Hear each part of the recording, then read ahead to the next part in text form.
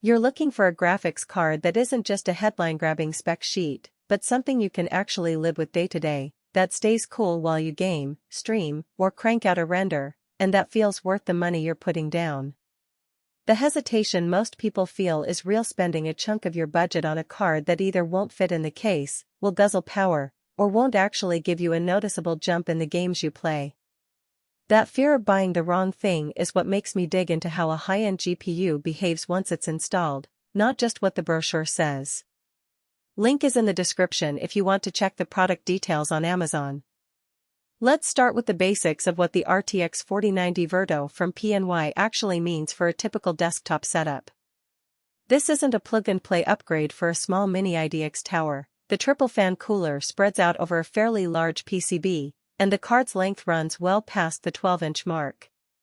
If you have a mid-tower with a decent airflow layout, you'll probably be fine, but you'll want to double-check clearance on your side panels and make sure your case fans are oriented to pull cool air across the GPU.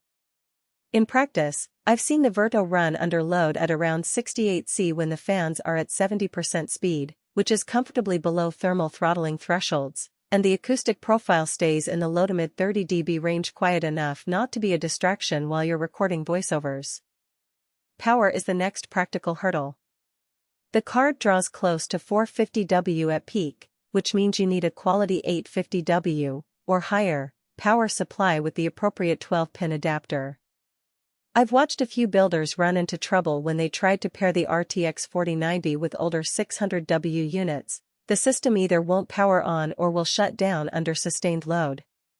So if you're already running a 650W PSU, budget for an upgrade before you even think about the GPU.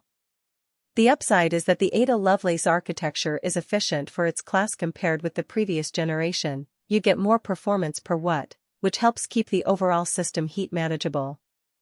Now, let's talk about what you actually get when you fire this beast up in a real-world gaming session. I've run Cyberpunk 2077 at 4K with ultra settings and ray tracing on, and with DLSS 3 engaged the frame rate hovered around 70 frames per second, which feels buttery smooth in a fast-paced shooter. The same game without DLSS would dip into the high 30s, so the upscaled frames make a tangible difference. If you're a streamer, the integrated NVIDIA Broadcast Suite lets you offload AI denoise and background removal to the GPU, freeing up CPU cycles for encoding.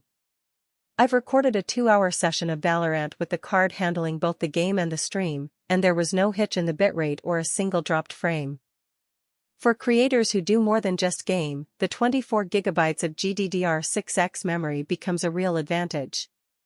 When I opened a Blender scene with high-poly models and complex shaders, the extra VRAM prevented the usual stutter that pops up with 12GB cards. Rendering a 4K animation took about 15% less time than on an RTX 3080, which translates into tangible productivity gains. The same applies to AI work. If you dabble in machine learning inference, the CUDA cores and memory bandwidth give you a solid platform without needing a separate workstation GPU. Who should actually buy this card? First, anyone who already owns a 4K or higher monitor and wants to push ray tracing and high frame rates without compromising visual fidelity. If you're into VR, the extra headroom helps keep motion smooth and reduces the risk of motion sickness. Professionals who regularly work with large texture sets, video editing at 8K, or AI-enhanced workflows will appreciate the 24GB memory and the ability to run multiple GPU-accelerated applications simultaneously. In short, if you're an enthusiast who plans to get the most out of the latest titles and content creation software, the Verto fits the bill. Who should skip it?